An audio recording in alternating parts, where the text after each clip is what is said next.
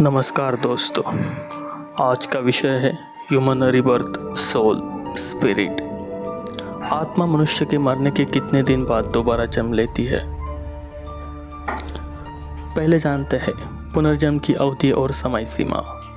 हिंदू धर्म और भारतीय परंपराओं के अनुसार मृत्यु के बाद आत्मा को पुनर्जन्म मिलने की अवधि अलग अलग हो सकती है। गरुड़ पुराण के अनुसार यह प्रक्रिया मृत्यु के तीसरे दिन से लेकर 40वें दिन तक हो सकती है। तत्काल पुनर्जन्म से लेकर विस्तारित अवधि तक। उपनिषदों में वर्णन है कि सबसे तेज प्रक्रिया आत्मा मात्र 30 सेकंड में नया शरीर धारण कर सकती है। वही गरुड़ पुराण में बताया गया है कि तीसरे दिन से पुनर्जन्म की शुरुआत हो सकती है। कुछ आत्माएं 10वें से 13वें दिन तक नया शरीर पा लेती है। अधिकतम सीमा 40 दिनों तक हो सकती है। अब जानते हैं यमलोक की यात्रा और आत्मा का सफर। गरुड़ पुराण के अनुसार मृत्यु के तुरंत बाद यमदूत आत्मा को 24 घंटे अपने साथ रखते हैं, फिर उसे पृथ्वी पर परिवार के पास लौटा देते हैं। इसके बाद आत्मा 13 दिन तक प्रेत रूप में अपने घर परिवार के आसपास रहती है। 47 दिन की यमलोक यात्रा। गरुड़ पुराण में वर्णन किया है कि यमलोक की दूरी 86,000 योजन है और आत्मा प्रतिदिन 247 योजन की यात्रा करता है, जिससे 338 दिन में यह यात्रा पूरी होती है। इस दौरान आत्मा को 16 भयानक नगरों से गुजरना पड़ता है। अलग अलग धर्मों में पुनर्जन्म की अवधारणा अलग है। बौद्ध धर्म में तत्काल पुनर्जन्म है। बौद्ध परंपरा के अनुसार पुनर्जन्म तत्काल होता है।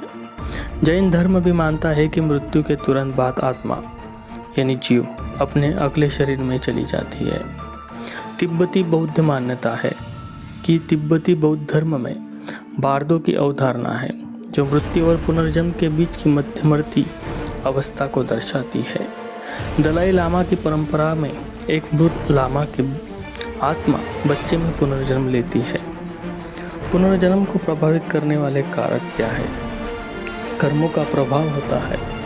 आत्मा के पुनर्जन्म की अवधि उसके कर्मों के अवतर पर निर्भर करती है। जिन लोगों ने जीवन काल में धार्मिक मार्ग अपनाया है, दान पुण्य किया है, उनका पुनर्जन्म जल्दी होता है। अकाल मृत्यु का प्रभाव। गरुड़ पुराण के अनुसार आत्महत्या, दुर्घटना या हत्या से मरने वाली आत्माएं प्रेत या भूत योनि में चली जाती है। ऐसी आत्माएं तब तक भटकती रहती है जब तक उनकी अधूरी इच्छाएं पूरी न हो जाए या परिजन श्राद्ध ना करे। वैज्ञानिक अनुसंधान और पुनर्जन्म।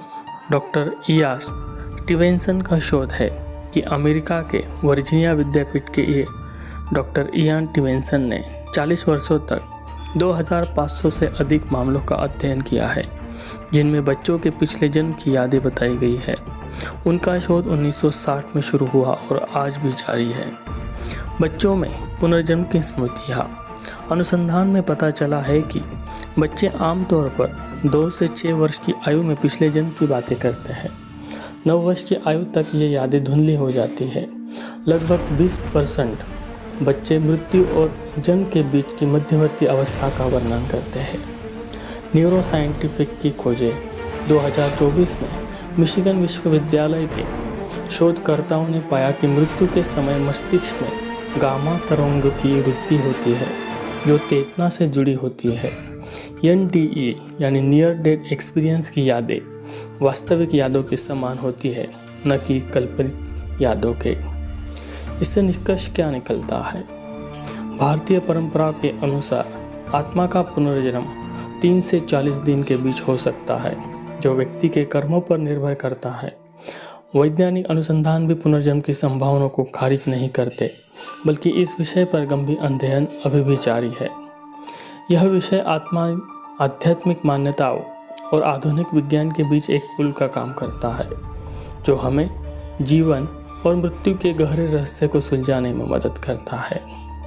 ऐसे ही रोचक जानकारी के लिए हमारे चैनल को लाइक कीजिए, सब्सक्राइब कीजिए और अपने दोस्तों के साथ शेयर भी कीजिए। धन्यवाद।